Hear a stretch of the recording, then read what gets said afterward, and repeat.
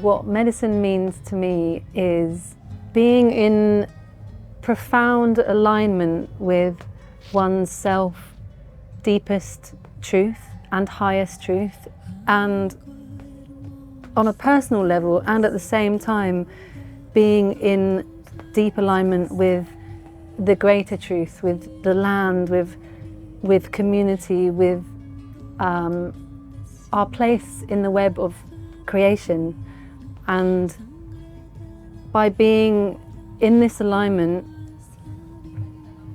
there is a ripple that goes out, there's a light, there's a spark that can be ignited in other people and somehow be like, have a knock-on effect inside the hearts, inside the souls, inside the minds of other people, to also bring them into that alignment with themselves and with all of life, in the balance of life. And like this, we can be a medicine for ourselves, for our own life's journey, for those places where we are out of balance, where we are healing, where we are growing.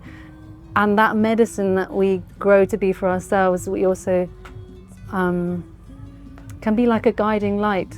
Like medicine is like a guiding light to bring that which is out of alignment into alignment in this great cosmos. What inspired me to become a medicine musician is in many ways it wasn't a linear process, so in many ways it's not totally simple to answer. There wasn't a single moment that I made a decision to do that at all. In fact, I really don't remember having a kind of conscious decision, this is what I'm doing and this is where I'm going. Yet if I look back from where I stand now at the path that I walked, I can see that the inspiration on a kind of deep soul level was my own healing quest, was my own pain, my own trauma, my own lostness, the parts of myself that really from a young age were seeking a greater meaning and seeing through somehow, or sensing the illusion of what we're spoon-fed, from at school and into the rest of our lives unless we wake up. And through that kind of unrest in myself, like there's something more, and the kind of the impulse that pain can create inside of us. Like very much I was driven by the struggle inside of me on a very human level that urged me to seek healing, to seek medicine for my heart, for my soul, for my mind, for my being, for my life. And singing has always just been the way that I navigate. It's the way I come home to myself, it's the way I find answers, the way I ask questions, the way I process being me in this world and in this life. And yeah, in many ways my humanness and my life experiences have been the fuel that has kind of carried me to this place where I now can say, okay, somehow I am a medicine musician, whatever that means to us. This is where I am, and I continue to walk, and I continue to still be carried by similar impulses. Maybe now it's a bit more the struggle and the human aspect, of course, is still there, but it feels it's maybe expanded a bit more into really a prayer that it wants to grow and go out.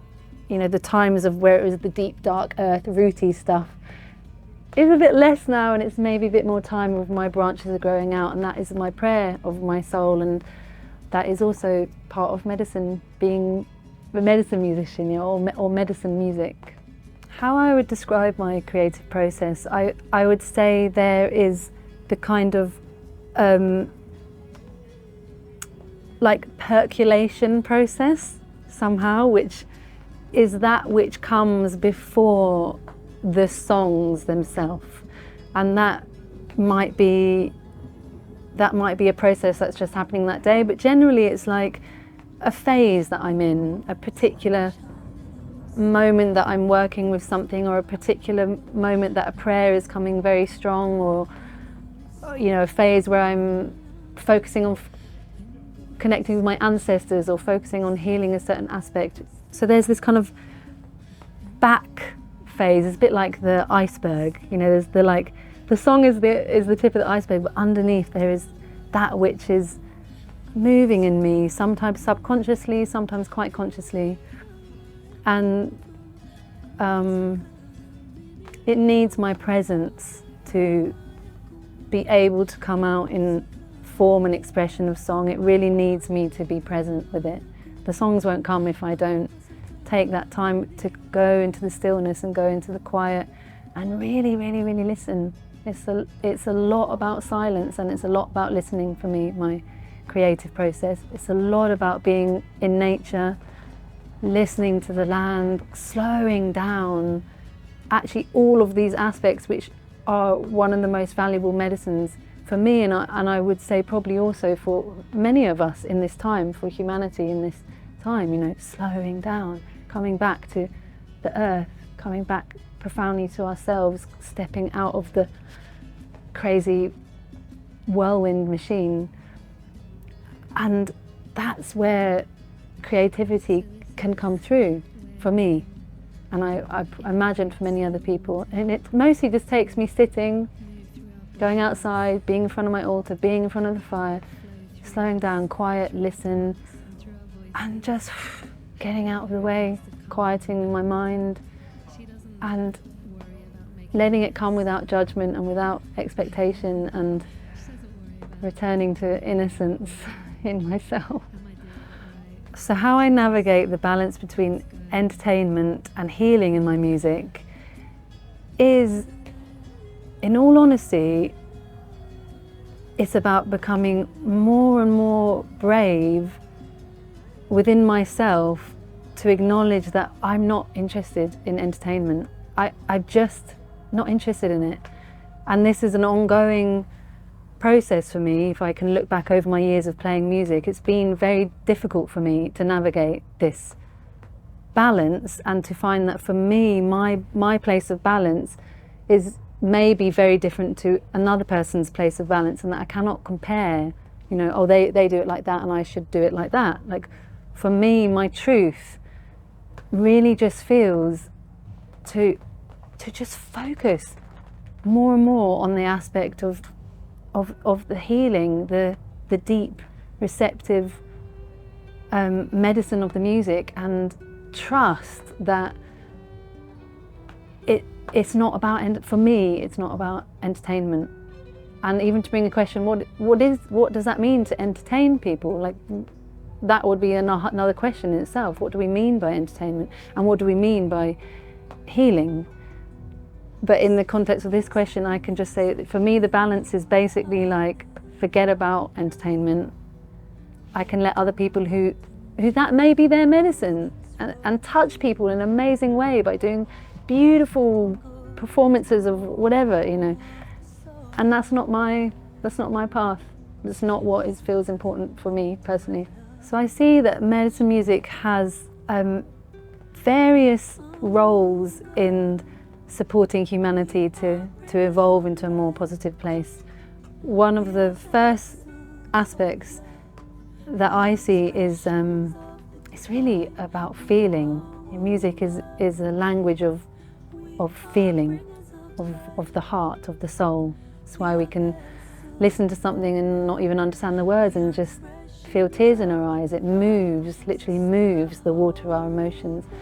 And I really believe that when we can learn again as humanity to be safe enough to really feel our process, to really feel our pain, our personal collective pain, to begin that process of transforming the great backlog of trauma that we are here with, you know, that we inherit and that we live with. There's a lot of heaviness on this earth in this time, and to feel is the only way. It's the only way through it. The feeling is the doorway to kind of initiate that process of transformation.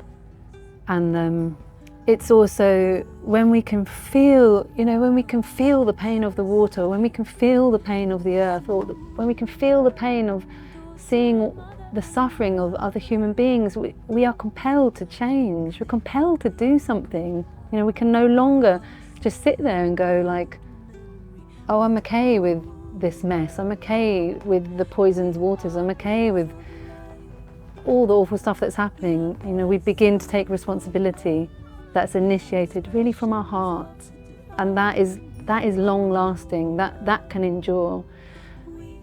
And I see the other aspect of medicine music is we are recreating, through this music, we are recreating and reweaving our broken culture and our rituals and the place that music would have always had through all of time in our ceremonies and our ways of connecting with the sacred, of being tribal people together. If you look at indigenous cultures, music is everywhere. I've actually looked into this a bit, I have not found a single indigenous culture or tradition that doesn't have music somehow as an integral part of their way of life. And I say that like their way of life, it's not just an integral part of their rituals that they put over there as separate from their way of life. It's like, that is life, to be connected, to be walking a sacred path, a spiritual path, like that is their life.